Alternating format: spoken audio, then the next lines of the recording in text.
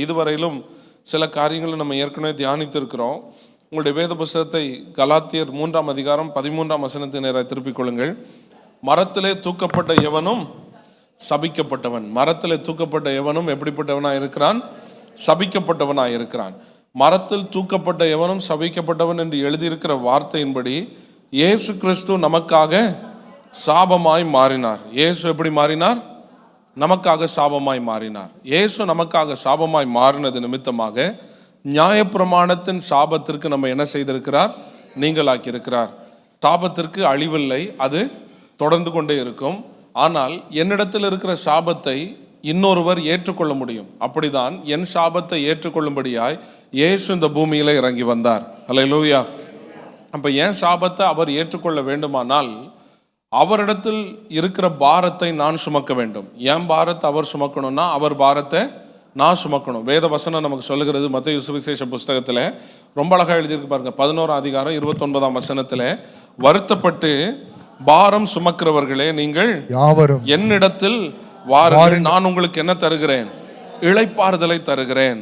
அப்ப கர்த்தர் இளைப்பாறுதலை தரும்போது அந்த இளைப்பாறுதல் நம்ம வாழ்க்கையில வரணும்னு சொன்னா அது சாதாரணமா வந்துடாது. அடுத்த 2 வசனங்களை நீங்க வாசித்தீங்கன்னா ரொம்ப அழகா அங்க எழுதியிருக்கு பாருங்க. நான் சாந்தமும் மனத்தாழ்மையுமா இருக்கிறேன், என் நுகத்தை நான் என்ன பண்ணுகிறேன்? உங்க மேல ஏற்றுறேன். நான் எதை ஏற்றுக்கிறேன்? உங்க மேல என் நுகத்தை ஏற்றுக்கிறேன். நுகம்னா என்னது? மாட்டு வண்டி பார்த்தீங்கன்னா மாட்டுக்கு கழுத்துல பூட்டப்பட்டிருக்கு பாருங்க. அந்த வண்டி அது இழுக்கிறதுக்கு பயன்படுத்துகிற அந்த பெரிய கட்டை தான் என்னது? நுகம். இந்த நுகத்தை ஆண்டவர் சொல்லுகிறார், என் நுகத்தை உங்கள் மேல் நான் என்ன பண்ணுகிறேன்? ஏற்றுகிறேன். என்கிட்ட ஒரு பாரம் இருக்கு, என் கழுத்தில் ஏற்கனவே ஒரு நுகம் இருக்கு, இதை சுமக்க முடியாமல் நான் தடுமாறிட்டு இருக்கிறேன். இப்போ ஆண்டவர் என்கிட்ட என்ன சொல்றாருன்னா, நீ கஷ்டப்படுற அந்த நுகத்தை நான் என்ன பண்ணுகிறேன்? ஏற்றுக்கொள்கிறேன். வருத்தப்பட்டு பாரம் சுமக்கிறவனே, நீ என்னிடத்துல வா, நான் உனக்கு என்ன தரேன்? இளைப்பாறுதலை தரேன். அப்போ இளைப்பாறுதலை தரேன்னு ஆண்டவர் சொல்லிட்டாருன்னா நம்ம நிறைய நேரத்தில் செய்கிற தப்பு என்ன தெரியுமா? வசனத்தை அறக்குறையாக பிடிச்சிடுவோம். வசனத்தை எப்படி பிடிச்சிக்கிறோம்? அறக்குறையாக பிடிச்சிடுறோம். வருத்தப்பட்டு பாரம் சுமக்கிறவர்களே என்னிடத்துல வாருங்கள், நான் உங்களுக்கு இளைப்பாறுதலை தருகிறேன். எல்லா வீட்டிலையும் ஒரு முறையாவது இந்த வசனம் போர்டாக வச்சு மாட்டியிருப்பீங்க. கரெக்டாக இல்லையா? இந்த வசனம் மனப்பாடமாக தெரியுமா இல்லையா?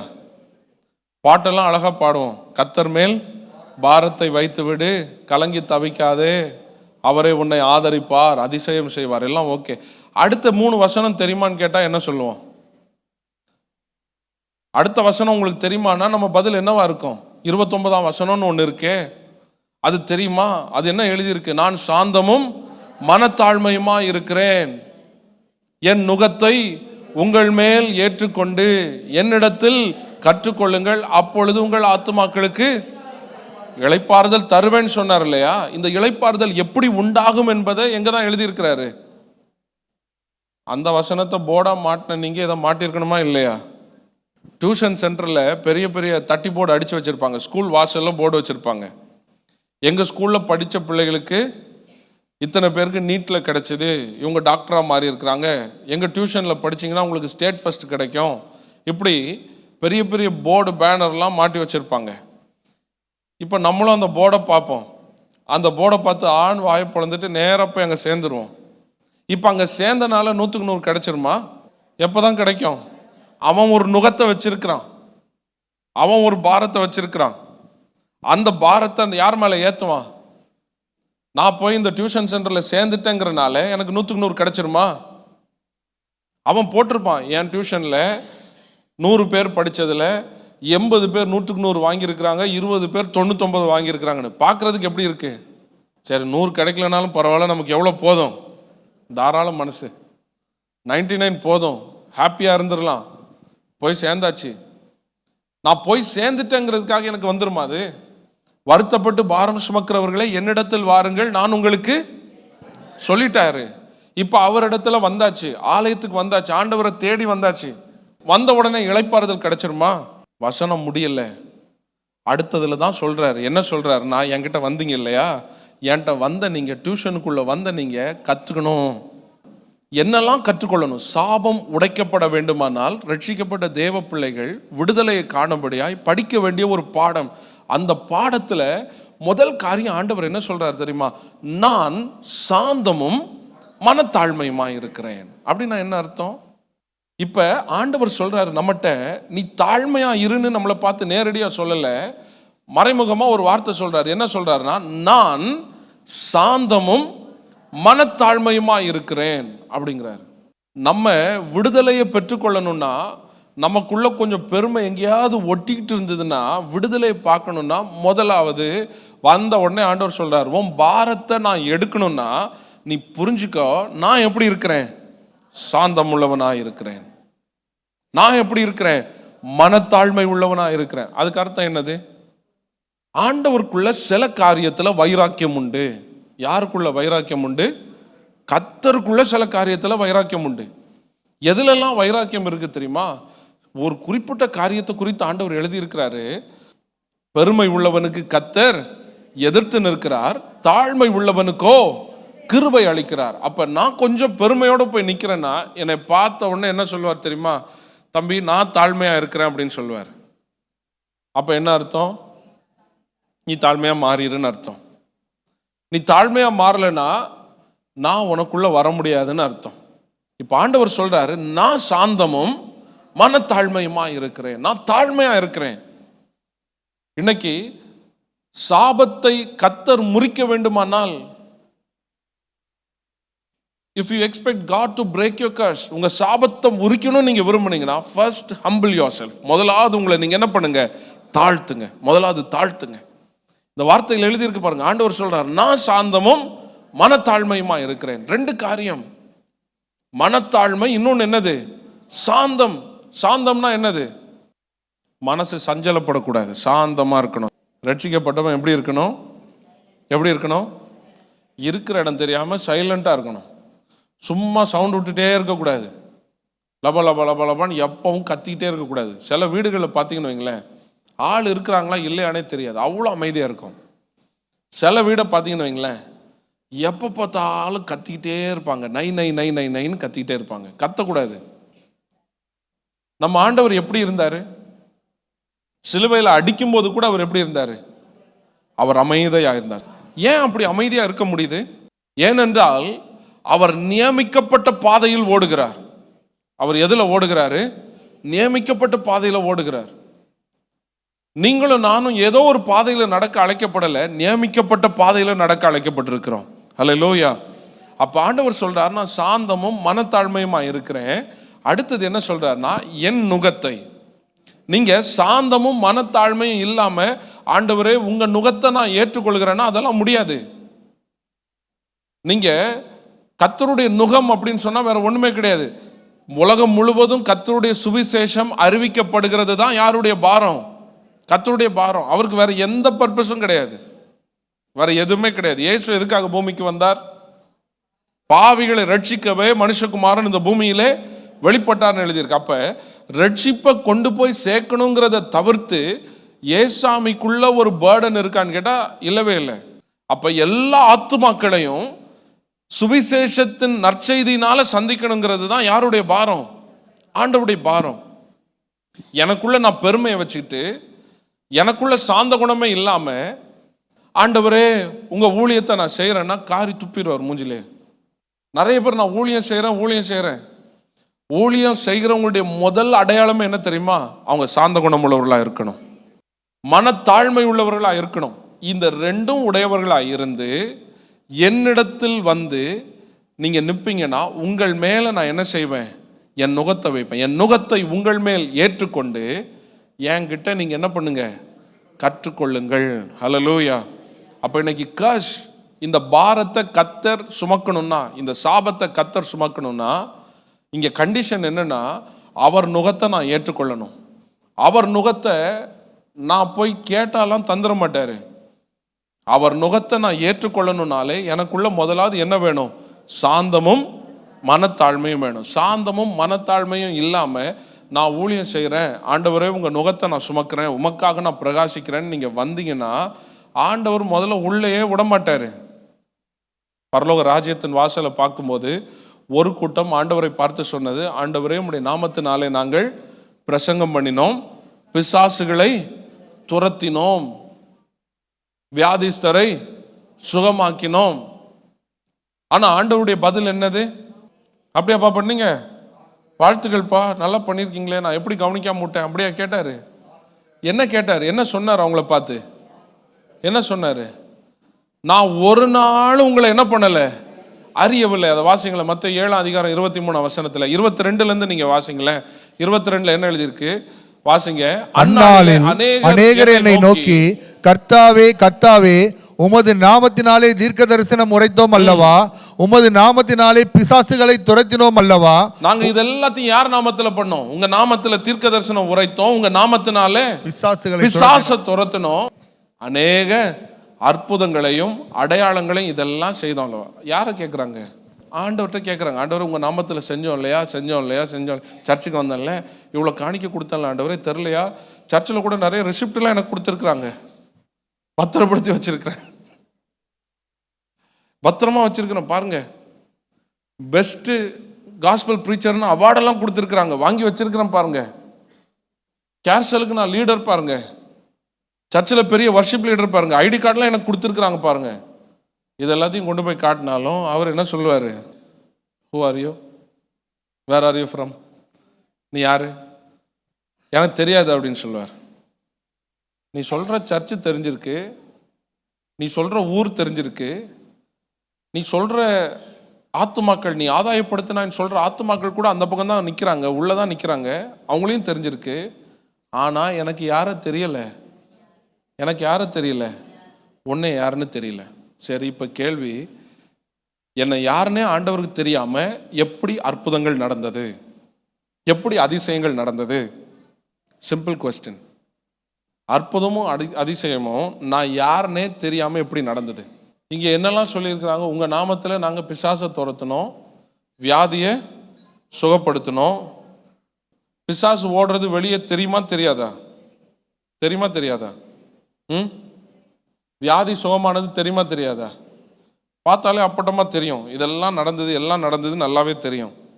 எல்லாம் தெரிஞ்சுது, எல்லாம் நல்லா தான் போச்சு. ஆனால் இப்போ நீர் எங்களை பார்த்து என்ன சொல்கிறீரு? என்ன தெரியாதுன்றீரே. நான் சொல்லி பிசாசுக்கே தெரிஞ்சிருக்கு, ஆனால் உமக்கு தெரிலையே. நல்லா புரிஞ்சுக்கோங்க, நீங்கள் இல்லை, ஒரு கழுதை போய் இயேசுவின் நாமத்தை சொன்னாலும் அற்புதம் நடக்கும். அது அந்த நாமத்துக்கு இருக்கிற வல்லமை. ஹல்லேலூயா. கொஞ்சம் விசுவாசத்தோடு சொன்னால் போதும், அங்கே என்ன நடக்கும்? அற்புதம் நடக்கும். யார் சொன்னாலும் அங்கே அற்புதம் நடக்கும். ஆனால் அற்புதம் நடக்கிறதுனால எல்லா ஆவிகளும் கர்த்தருடைய கையிலிருந்து வந்தவைகள் அல்ல. அதனால தான் ஆண்டவர் சொன்னார், கடைசி நாட்களிலே பிசாசானவன் தெரிந்து கொள்ளப்பட்டவர்களையும் வஞ்சிக்கும்படியாய் அநேக அற்புதங்களையும் அடையாளங்களையும் அவன் செய்வான், நீங்கள் வஞ்சிக்கப்படாதபடிக்கு எச்சரிக்கை உள்ளவர்களாய் இருங்கள். அல்லேலூயா. அப்போ அற்புதம் நடக்குது, அதிசயம் நடக்குதுங்கிறதுனால ஏதோ பெருசாக ஒரு காரியத்தை சாதிச்சிட்டாங்க அப்படின்லாம் கிடையாது. சிம்பிளாக சொல்லிடுவார், உங்களை யாருன்னே எனக்கு தெரியாது. ஏன்னா உங்களுக்குள்ள என்ன இல்லை? உங்களுக்குள்ள இப்போ ஏன் பையனாக இருக்கணும்னா அவனுக்குள்ள யாருடைய சுவாபம் இருக்கணும்? யாருடைய சுவாபம் இருக்கணும்? ஏன் சுவாபம் இருக்கணும். ஏன் சுவாபம் இருந்தால் தான் அவன் யாரு? ஏன் பிள்ளை. ஏன் சாயல் வெளிப்பட்டாதான் அவன் என்னுடைய பிள்ளை. யாரோ ஒருத்தவனுடைய சாயல் வெளிப்படுதுன்னா அவன் யார் பிள்ளை? அதை ஏற்றுக்கிட முடியாது. அப்போ டிஎன்ஏல சில மாற்றம் அவசியம். ஹல்லேலூயா. பக்கத்தில் சொல்லுங்க, உங்கள் டிஎன்ஏவும் ஆண்டவருடைய டிஎன்ஏவும் ஒத்து போகணும். உங்கள் டிஎன்ஏவும் ஆண்டவருடைய டிஎன்ஏவும் என்ன செய்யணும்? ஒத்து போகணும். அந்த டிஎன்ஏல பெருமையே கிடையாது, அதில் தாழ்மை தான் இருக்குது. அந்த டிஎன்ஏல கோபமே கிடையாது, அங்கே சாந்தம் மட்டும்தான் இருக்குது. அப்போ இது எதுவுமே இல்லாமல் நான் ஊழியம் செய்கிறேன் அப்படின்னா கர்த்தர் ஏற்றுக்கொள்ளவே மாட்டார். ஹல்லேலூயா. அப்போ என் பாரத்தை ஆண்டவர் சுமக்கணும்னா நான் ராஜ்யத்தை கட்டணும். சாபத்தை தீர்க்கிறதற்கு ரொம்ப சிம்பிளான வழியே கர்த்தருடைய ராஜ்யத்தை கட்டுவது. ஹல்லேலூயா. ரொம்ப சிம்பிள், ரொம்ப இருக்கிறதுல ஈஸியஸ்ட் வே. சாபத்திலேருந்து விடுவிக்கப்படுறதுக்கு ரொம்ப சிம்பிளான வழி என்னன்னா தேவ ராஜ்யத்தை கட்டுவது. ஏன்னா சாபத்திற்கு அழிவில்லை என்று சொல்லி ஏற்கனவே பார்த்தோம். சாபத்துக்கு என்ன இல்லை? அழிவே இல்லை. அப்போ அழிவில்லாத அந்த சாபத்திலேருந்து நான் விடுவிக்கப்படணும்னா ஒரு டிவைன் எக்ஸ்சேஞ்ச் நடக்கணும். ராஜ்யத்தை நான் கட்டணும். ஏன்னா ராஜ்யத்தை கட்டுறதுக்கு நான் போயிட்டேன்னா ஒரு டிவைன் எக்ஸ்சேஞ்ச் நடக்கும், ஒரு பரிமாற்றம் நடக்கும். அவர் என் சாபத்தை ஏற்றுக்கொள்வார், அவருடைய நுகத்தை என் மேல் வைப்பார். ஹல்லேலூயா. ஆனால் என் மேலே அவர் தன்னுடைய நுகத்தை வைக்கணும்னா ஊழியங்கிறதும் கர்த்தர் என் மேலே வச்சதா இருக்கணும், நானே எடுத்து வச்சுக்கிட்டு தான் இருக்கக்கூடாது. அல்லேலூயா. யார் என் மேலே வச்சதா இருக்கணும்? எல்லார் மேலேயும் ஆண்டவர் வைப்பாரா? அடுத்த கேள்வி. பரலோகத்தில் நிறைய வேக்கன்சி இருக்கு, எல்லாரையும் அவர் அழைக்கிறார். நீங்கள்லாம் வராதீங்கன்னு யாரையாவது சொல்லியிருக்கிறாரா? எல்லாரையும் அழைக்கிறார். ஆனால் குவாலிஃபிகேஷன் இல்லாமல் உள்ள சேர்க்க மாட்டார். என்ன குவாலிஃபிகேஷன்? சாந்தமும் மனத்தாழ்மையுமா இருப்பது. அல்லேலூயா. சாந்தமும் மனத்தாழ்மையோடு நீங்கள் வருவீங்கன்னா ஆண்டவர் சொல்கிறார், என் நுகத்தை உண்மையில் ஏற்றுக்கிறேன், என் நுகத்தை ஏற்றுக்கிறேன். அதுக்கப்புறம் ஆண்டவர் சொல்கிறார் பாருங்க, என்னிடத்தில் கற்றுக்கொள்ளுங்கள், அப்பொழுது உங்கள் ஆத்மாவுக்கு என்ன கிடைக்கும்? வருத்தப்பட்டு பாரம் சுமக்கிறவர்கள் என்னிடத்துல வாருங்கள், உங்களுக்கு என்ன தரேன்னு சொன்னார்? இப்போ இளைப்பாறுதல் தரணும்னா என்ன சொல்கிறாரு? சாந்தமும் மனத்தாழ்மையுமா இருக்கிறேன், என்கிட்ட கற்றுக்கொள்ளுங்க, என் நுகத்தை உங்கள் மேலே ஏற்றுவேன், அப்போ உங்களுக்கு என்ன கிடைக்கும்? அப்போ என்ன கிடைக்கும்? இளைப்பாறுதல் கிடைக்கும். அடுத்த வசனம் எழுதுது, நீ பெருசாலாம் பயந்துராத, ரொம்ப தடுமாறிடாதீங்க, என் நுகம் எப்படி இருக்கிறது? வச்சதே தெரியாது. பக்கத்தில் பார்த்து சொல்லுங்க, வச்சதே தெரியாது. இன்னைக்கு சிலருக்கு ஊழியத்தில் ஆசீர்வாதமே இல்லை. ஏன் தெரியுமா? ஊழியத்தை பாரமாக பார்ப்பாங்க. ஆக்சுவலாக ஊழியம் அப்படி கிடையாது. Ministry will never burden you. ஊழியம் உங்களை ஒரு நாளும் பாரப்படுத்தாது. தேவ ராஜ்யத்தை கட்டுகிற பணி ஒரு நாள் உங்களை பாரப்படுத்தாது. அது சுகமானது, அது சுகமானது. கையில் 5 கிலோ மூட்டையை கையில் கொடுத்தா சுமக்கிறதுக்கு உங்களுக்கு எப்படி இருக்குது? வேதனையாக இருக்குது. இருக்குதா? இருக்குது இல்லை? இப்போ உங்கள் வீட்டில் ஒரு குழந்தை பிறந்திருக்கு. உங்கள் வீட்டில் பிறந்த இந்த குழந்தைய இறக்கி வைக்க மனசு வருமா, இல்லை சுமந்துட்டே இருக்க தோணுமா? சர்ச்சில் நான் பார்ப்பேன் சில நேரத்தில் இந்த வாலிப பிள்ளைகள்லாம் வாசலே நிற்கும். வாலண்டியர் ஒர்க் பார்க்க விட்டுருந்தா இதுங்களுக்கு வேலை என்ன தெரியுமா? யாராவது குழந்தையோட வந்தால் போதும், லபக்குன்னு பிடிங்கிட்டு ஓடிடுங்க. திட்டினாலும் இறக்கி விடாதுங்க. உனக்கு வலிக்கலையா கை அப்படின்னா என்ன சொல்லுவாங்க? ஜாலியாக இருக்கு. குழந்தைய தூக்குறது எப்படி இருக்கு? இது பாரமான்னு கேட்டால் என்னது? இது வெயிட்டு தான். இது வெயிட்டான்னு கேட்டால் என்னது? இது வெயிட்டு தான். சாதாரண 5 கிலோ மூட்டையை தூக்குற மாதிரி இந்த குழந்தைய தூக்கிட முடியுமா? அதை எங்கே வேணாலும் பிடிச்சி எப்படி வேணாலும் தூக்கிடலாம். பிள்ளை எப்படி தூக்க முடியுமா? தூக்க முடியாது. ரொம்ப கவனமாக தூக்கணும், ரொம்ப சரியாக ஹேண்டில் பண்ணணும். கொஞ்சம் மாற்றி பிடிச்சா கழுத்து திரும்பிடும். பார்த்து பார்த்து செய்யணும். ஆனால் இது எப்படிப்பட்ட பாரம்? என்னைக்கு அது ஏதாவது ஒரு அம்மா அழுதுருக்குறாங்களா, என்னால் தூக்க முடியல ஆண்டவரே 2 கிலோ குறைச்சிருங்க, குழந்தையுடைய வெயிட்டை 2 கிலோ குறைச்சி கொடுங்க, என்னால் தூக்க முடியல? யாராவது சொல்லியிருக்காங்களா? என் பிள்ளை வெயிட் ஆகலை வெயிட் ஆகலை வெயிட் ஆகலைன்னு தான் என்னது பாதி அம்மாக்களுடைய கவலை. ஊழியம் லகுவானது. கர்த்தருடைய பணி உங்களை பாரப்படுத்தவே படுத்தாது. பாரப்படுத்தாதுன்னா செய்யறதுக்கான பாரத்தை சொல்ல, நான் செய்கிறேனே. சிலர் இருப்பாங்க பார்த்தீங்களா, என்னமோ அவங்க சுத்தினாதான் உலகமே சுத்துதுங்கிற மாதிரி, ஐயோ நான் ஊழியம் செய்யணும் ஊழியம் செய்யணும் ஊழியம் செய்யணும். அவன் தான் அட்டூழியக்காரன். அவன் தான் யாரு? அட்டூழியக்காரன்.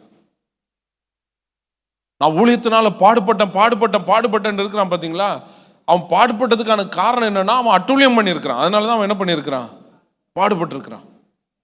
வசனம் சொல்லுது, நான் இளைஞனா இருந்தேன், முதிர் வயது உள்ளவனுமானேன், நீதிமான் கைவிடப்பட்டதையும் சந்ததி அப்பத்திற்கு இறந்து திருந்ததையும் என் கண்கள் என்ன பண்ணல, பார்க்கல அப்படின்னு எழுதியிருக்கு. பைபிள் சொல்றது உண்மையா, இவன் சொல்றது உண்மையா? யோசித்து பாருங்களேன்.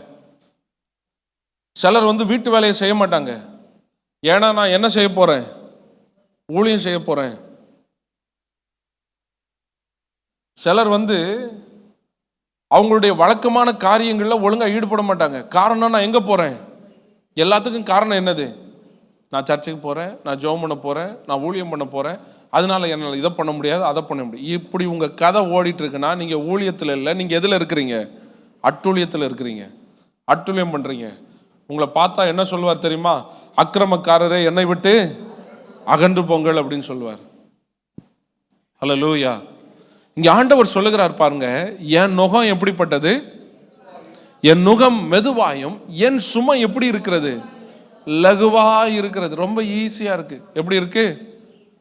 இது சுமையான்னு கேட்டா இது சுமைதான். ஆனா இது எப்படி இருக்கு? ரொம்ப ஈஸியா இருக்கு, லகுவா இருக்கிறது. 10 இடத்துக்கு ஓடணும்னாலும் ஒன்றும் தெரியும். சில நேரம் சிலர் கேட்பாங்க, பாஸ்டர் 7 மணிலேருந்து அப்படியே ஆரம்பித்து அப்படியே அடுத்தடுத்த ஆராதனைகள் நடத்தும்போது உங்களுக்கு கஷ்டமா இல்லையா? கஷ்டமா இல்லை? இப்போ கூட புது டைம் டேபிள் அடுத்தது போட்டு வச்சிருக்கிறேன். என்ன தெரியுமா? கொஞ்சம் வெயிட் பண்ணிட்டு இருக்கிறேன். ஒவ்வொரு ஆராதனையும் இந்த பால்கனி வரைக்கும் நிரம்பணும். இது பால்கனியில் ஒரு 5 பேர் உட்கார ஆரம்பிச்சிட்டா போதும். அடுத்த ஞாயிற்றுக்கிழமையும் 5 மணிக்கு ஒரு ஆராதனை வந்துடும். கஷ்டமா இல்லையான்னு கேட்டால் கஷ்டமாலாம் இல்லை. இன்னும் ஒரு 5 ஆராதனை நடத்தணும்னாலும் எப்படி தான் இருக்கும்? எப்படி தான் இருக்கும்? சுகமாக தான் இருக்கும். அல்லேலூயா. இது பாரமெல்லாம் இருக்காது. இவ்வளோத்தையும் பண்ணிட்டு நாளைக்கு காலையில் எந்திரிக்க முடியுமானா எந்திரிக்க முடியும். எந்திரிக்க முடியும், செய்ய முடியும், எல்லாமே பண்ண முடியும். ஏன்னா இந்த சுமை எப்படிப்பட்டது அல்ல, இது பாரமானது அல்ல. இது எப்படிப்பட்டது? இது என்னைக்கு பாரமா தோணும் தெரியுமா? கர்த்தர் உங்களோடு இல்லாவிட்டால் இது பாரமாய் தோன்றும். ஆனால் ராஜ்யத்தை கட்டுகிற பணியில் நீங்கள் இறங்கிட்டீங்கன்னு சொன்னால் உங்களுடைய வாழ்க்கையை கர்த்தர் விடுவிக்கிறது ரொம்ப ஈஸியாக போயிடும். அல்லேலூயா, அல்லேலூயா. அப்போ இன்னைக்கு ஊழியம் செய்கிறது மேட்டர் இல்லை. பேதுருடைய ஊழியத்தில் கொஞ்ச நாள் ஆசீர்வாதமே கிடையாது. ஏன் தெரியுமா? எப்போ பார்த்தாலும் ஆண்டவரை பார்த்து ஒரு கேள்வி கேட்டுகிட்டே இருந்தார். எல்லாத்தையும் விட்டு விட்டு உம்மை பின்பற்றினேனே எனக்கு. அப்போ பேதுருடைய மைண்டில் எப்படிப்பட்ட ஒரு யோசனை இருக்குது? ஊழியத்தில் நான் பெற்றுக்கொண்டதை விட இழந்தது அதிகம் அப்படிங்கிற மாதிரி ஒரு எண்ணம். ரட்சிக்கப்பட்ட கர்த்தருடைய பிள்ளைகளே, என்னைக்குமே உங்களுக்குள்ள ஒரு எண்ணம் வரக்கூடாது, கர்த்தர் என்னோடு இராவிட்டால். வேதம் சொல்லுகிறது, உமது வேதம் எனக்கு மனமகிழ்ச்சியாக இராவிட்டால் என் துக்கத்தில் நான் அழிந்து போயிருப்பேன், நான் செத்து போயிருப்பேன். நான் இன்னைக்கு ஜீவனோடு இருக்கிறேன், நான் பெரிய கிருபை. அல்லேலூயா. அப்போ ஏன் சாபம் நீங்கணும்னா நான் ஊழியம் செய்யணும். இன்னைக்கு சாபத்திலேருந்து விடுதலைங்கிறது ஏதோ போட்டு உருட்டி பரட்டுறதுல ஒரு பிரயோஜனமும் கிடையாது. ஒரு பிரயோஜனமும் கிடையாது. இன்னைக்கு நீங்கள் செய்ய போகிற தீர்மானம் என்ன தெரியுமா? ஒரு செகண்ட் உங்களுக்கெல்லாம் டைம். தேவ ராஜ்யத்தை கட்ட என்ன ஊழியத்தை நீங்கள் செய்ய விரும்புகிறீங்க நீங்கள் தீர்மானம் பண்ணணும். ஆயத்தமாக இருக்கிறீங்களா? ஆயத்தமாக இருக்கிறீங்களா? நீங்கள் தீர்மானம் பண்ணால் மட்டும் போதாது, சில காரியத்தில் ஜாக்கிரதையாக இருக்கணும். அதில் ஒன்று நான் சொன்னேன், சாந்தம். அடுத்தது இன்னொன்று என்னது? மனத்தாழ்மை. இது 2 அவசியம். இந்த 2 இல்லாமல் சில காரியங்கள் இருக்கிறது. அதில் சிலவற்றை குறித்து நம்ம ஏற்கனவே தியானித்தோம். என்னெல்லாம் பார்த்தோம்? நம்ம வாழ்க்கையில் விக்கிரக ஆராதனைக்கு விலகி இருக்கணும், கர்த்தருடைய வார்த்தைக்கு கீழ்ப்படுகிறவங்களா இருக்கணும்.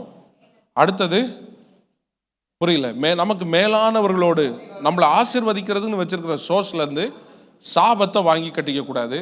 கடைசியாக ஒன்று இருக்குது, அதை சொல்லி நான் ஜபத்துக்குள்ளே கடந்து போக விரும்புகிறேன். உபாகம புஸ்தகத்தை நீங்கள் வாசித்தீங்கன்னு வைங்களேன், 27 அதிகாரத்தில் ஏன் சாபம் வரும் அப்படின்னு சில காரியங்களை குறித்து எழுதியிருக்கிறது. அதில் ரொம்ப முக்கியமானது ஒன்று, செக்ஷுவல் இம்மாரலிட்டிஸ். இது என்னது?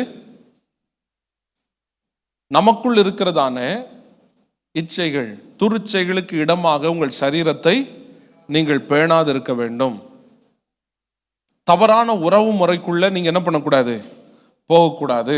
தவறான உறவு முறை அப்படின்னு சொல்றது வேதம் நமக்கு கற்றுக் கொடுத்திருக்கிறது. புதிய ஏற்பாட்டு உபதேசத்தின்படி ஒரு ஸ்திரீயையோ அல்லது ஒரு ஆணையோ ஒருவன் இச்சையோடு பார்த்தாலே அது என்னது? பாவம் அப்படின்னு எழுதியிருக்கு. இதை கர்த்தர் அருவருக்கிறார். இதை கர்த்தர் என்ன பண்றாரு? இந்த கடைசி காலத்தில் நம்ம வாழ்கிறோம், நம்முடைய சந்ததிகள், நம்முடைய தலைமுறைக்கெல்லாம் நம்ம சொல்லி வளர்க்கணும். இப்போ ஒரு பெரிய ஃபேஷனான ட்ரெண்ட் என்ன தெரியுமா? Rainbow colours, rainbow group. அப்படின்னா யார் அவங்க? எல்ஜிபிடிக்யூ.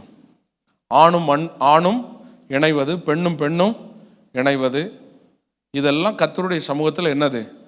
இதெல்லாம் அருவருப்பு. இதெல்லாம் என்னது? அருவருப்பு. இதெல்லாம் அருவருப்பு. இந்த தீமைகளுக்கு நம்ம எப்படி இருக்கணும்? விலகி இருக்கணும். இதை இன்னும் இப்படி சொல்லணும்னா, கர்த்தர் உங்களுக்கு கொடுத்திருக்கிற குடும்பத்தை தவிர்த்து உங்கள் கண் இன்னொரு திசையில் ஓடக்கூடாது. சாபம் உள்ள எப்படி வருதுன்னா, பிசாசின் தந்திரத்தினால் வருகிறது. நம்ம தப்பே பண்ண மாட்டோம், ஆனால் நம்மளை தப்பானவங்களா பிசாசு அடையாளப்படுத்துவான்.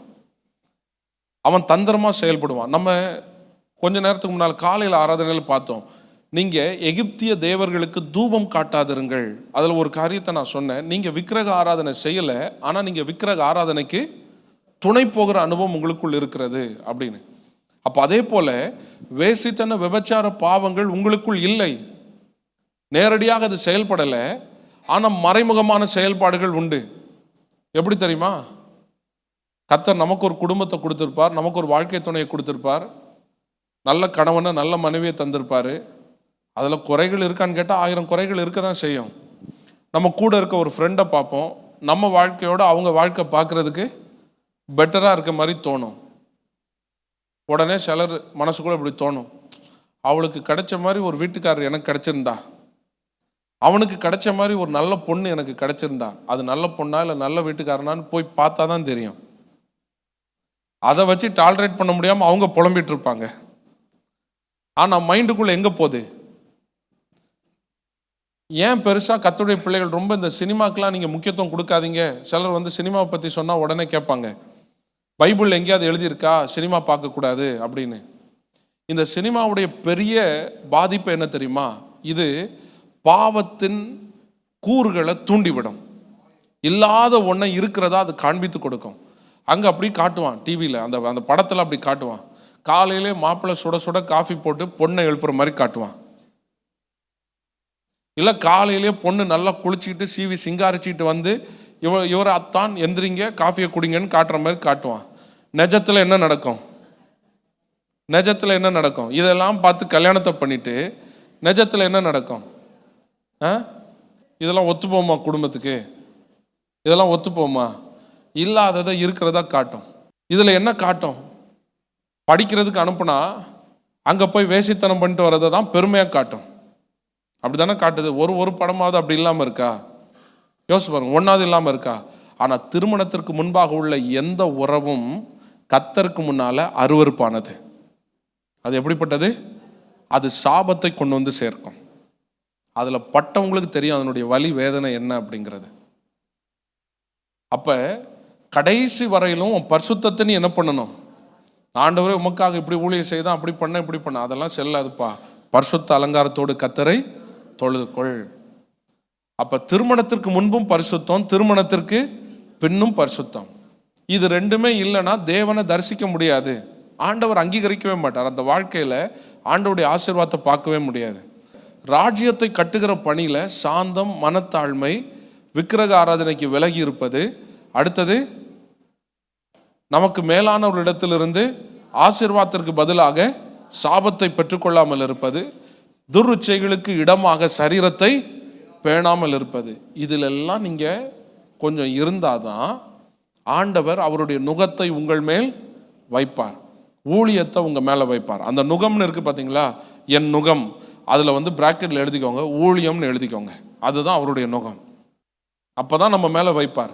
இப்ப சிலருடைய இருதயத்தில் ஒரு கேள்வி இருக்கும், என்னுடைய மனைவி மரித்து போயிட்டாங்களே, என் கணவன் மரித்து போயிட்டாரே, அல்லது நிரந்தரமாக என்னை விட்டு விலகிட்டாரே, நான் என்ன செய்யறது, என்ன தீர்மானம் எடுக்கிறது? என்னால் தனிமையில் இப்படி போராடாமல் இருக்க முடியல. சிலருக்குள்ள இன்னும் அந்த இச்சையின் ஆவியின் போராட்டங்கள் எல்லாம் உண்டு. ரொம்ப தெளிவாக சொல்கிறேன், உங்களுக்கு ஓரளவுக்கு வயது இருந்தால், இன்னும் உங்களுக்கு வசனம் நமக்கு ஒரு மார்ஜின் கொடுத்துருக்கு, எங்கள் நாட்கள் 70 வருஷம், பலத்தின் மிகுதியினால் 80 வருஷம். உங்கள் சரீரத்தில் நல்ல பலன் இருந்தால், உங்களுக்கு நல்ல வயசு இருந்தால், உங்களுடைய குடும்பத்தில் உங்கள் வாழ்க்கை துணையை நீங்கள் இழந்து போயிருந்தா, அல்லது நிரந்தரமாக சட்டப்பூர்வமாக நீங்கள் பிரிந்திருந்தால், நீங்கள் உங்களுக்கு தேவைன்னா இன்னொரு திருமணத்தை என்ன பண்ணலாம், நீங்கள் செய்யலாம். வேதம் அதற்கு அனுமதிக்கிறது, அதுக்கு தடை கிடையாது. ஆனால் உங்களுக்கு இன்னும் ரொம்ப காலம்லாம் இல்லை, வாழ வேண்டிய காலத்தெல்லாம் நீங்கள் தாண்டிட்டீங்க அப்படின்னா, மீதம் இருக்கிற நாட்களை நீங்கள் இன்னொரு மனுஷனுக்காக, இன்னொரு மனுஷிக்காய் அர்ப்பணிப்பதற்கு பதிலாக தேவ சமூகத்தில் நீங்கள் கர்த்தருடைய கரத்தில் அதை ஒப்பு கொடுக்கிறது மேன்மையானது. அல்லேலூயா. இவ்வளவுதான். இதை குறித்ததான உபதேசமே ரொம்ப சிம்பிள். இவ்வளவுதான். இதற்கு மிஞ்சினது எதுவுமே பாவம். திருமணத்துக்கே ஆகலை, இப்போதான் வாலிப நாட்கள் அப்படின்னா, உன் வாலிப நாட்களில் கண்ட மனுஷனை கண்ட மனுஷனை நினைக்கிறதுக்கு பதிலாக உன் சிருஷ்டிகரை நினை. உன் சிருஷ்டிகரை நினைத்தாயானால் உன் நாட்கள் நன்மையினால் நிரம்பும்.